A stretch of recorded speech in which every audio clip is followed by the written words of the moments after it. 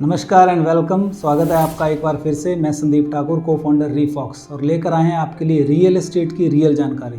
दोस्तों, आज मैं जिस टॉपिक पे बात करूंगा बहुत इंटरेस्टिंग होने वाला है, क्योंकि रियल एस्टेट की जब हम बात करते हैं तो वहाँ पे तीन मेन पॉइंट्स आते हैं, तीन मेन पिलर्स आते हैं, जिसमें सबसे पहला जो पिलर है दैट इज़ बिल्डर। दूसरा जो पिलर आता है उसको बोलते हैं डीलर, और तीसरा जो पिलर है वो कस्टमर खुद, यानी कि ये बन जाता है BDC formula, builder, dealer and customer. Builder का रोल है कि एक प्रॉपर्टी तैयार करके देना, डीलर का रोल है कि उस प्रॉपर्टी को प्रमोट करना, और कस्टमर जो बायर है जो उस प्रॉपर्टी को खरीदता है। अब इन तीनों में एक ट्रस्ट फैक्टर होना ज़रूरी है।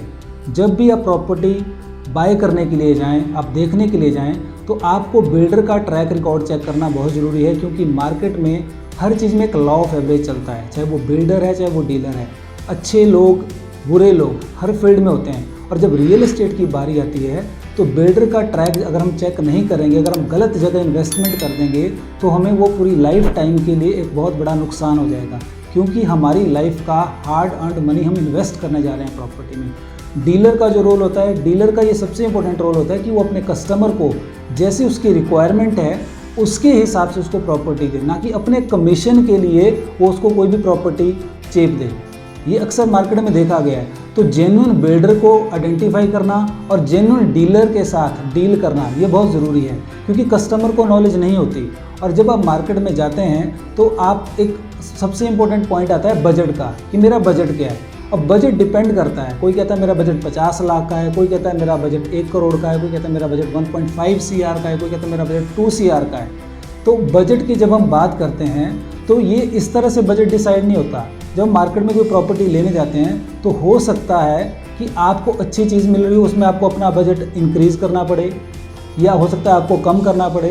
सो डिपेंड करता है। हम जब एज ए कस्टमर मार्केट में जाते हैं तो हम अपने बजट को अंडर एस्टिमेट करते हैं, ओवर एस्टिमेट करते हैं, तो ऐसे नहीं चलेगा। अब मैं एक एग्जांपल लेता हूँ, एक जनरल एग्जांपल देके आपको बात करता हूँ कि जब बजट की बात आती है, मान लीजिए आप जॉब करते हैं, आपका 20 लाख पर एनम का पैकेज है, अब 20 लाख साल का, मैं ग्रॉस सैलरी की बात कर रहा हूँ। PF जो आपका एक्स्ट्रा जो फंड्स हैं या टैक्स जो कट रहा है उसके लिए जो ग्रॉस सैलरी आपकी 20 लाख की है, तो 5 साल में आपका 1 करोड़ बन जाता है। तो अब ये डिपेंड करता है कि कैश आप कितना देंगे और लोन कितना लेंगे। आप 20-80, 30-70 या 40-60, उस हिसाब से आपका बजट डिसाइड होगा। और जब आप 1 करोड़ की प्रॉपर्टी लेने जा रहे हैं तो मैं यही कहूँगा कि आपकी एज भी मैटर करेगी। हो सकता है आप अपने लेट 20s में हो, या लेट 30s में हो, या 40s में हो, या 50 क्रॉस कर चुके हैं। तो इसमें बहुत सारे वेरिएबल्स हैं, बहुत सारे फैक्टर्स हैं। तो ये चीज़ें वीडियो में एकदम से एक्सप्लेन नहीं की जाती, लेकिन मैं आपको यही कहूँगा कि जैसे हमारा एक फैमिली डॉक्टर होता है, तो जब भी हम प्रॉपर्टी का प्लान बनाएं, इन्वेस्टमेंट का प्लान बताएं, हमारे पास एक ऐसा डीलर होना चाहिए, एक ऐसा एक्सपर्ट होना चाहिए जिससे हम कंसल्ट कर सकें और एक एक्सपर्ट की एडवाइस ले सकें। क्यों? क्योंकि लाइफ में 3 डिसीजन बहुत बड़े होते हैं और बहुत इंपॉर्टेंट होते हैं। सबसे पहला डिसीजन करियर का, जब एक करियर को हम सिलेक्ट करते हैं। दूसरा डिसीजन होता है मैरिज का, मैरिज एक ऐसा डिसीजन होता है जो हम इस पर हमारी पूरी लाइफ की पार्टनरशिप डिपेंड करती है। और तीसरा डिसीजन होता है अपनी प्रॉपर्टी बनाने का या अपना घर बनाने का। ये 3 डिसीजन मेजर डिसीजन लाइफ में आते हैं, और ये 3 डिसीजन में से एक भी डिसीजन गलत हो जाए तो हमारी पूरी लाइफ का जो बेस है, फाउंडेशन है, हिल जाती है, डिस्टर्ब हो जाती है।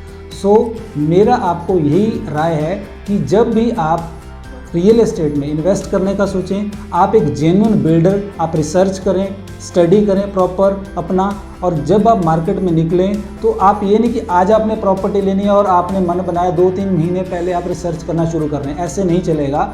आपको रेगुलर वॉच रखना पड़ेगा मार्केट में, वॉच लिस्ट आपको बना के रखनी पड़ेगी अपनी प्रॉपर्टीज़ की। जैसे आप निकले अपनी फैमिली के साथ, आप बिल्डर के पास जा रहे हैं, वहाँ पे उनका लेआउट प्लान ले रहे हैं, उनकी प्राइस डिटेल्स ले रहे हैं, पेमेंट प्लान ले रहे हैं, क्या क्या वो बना रहे हैं इन्वेंट्रीज, उसको आप कलेक्ट कर रहे हैं।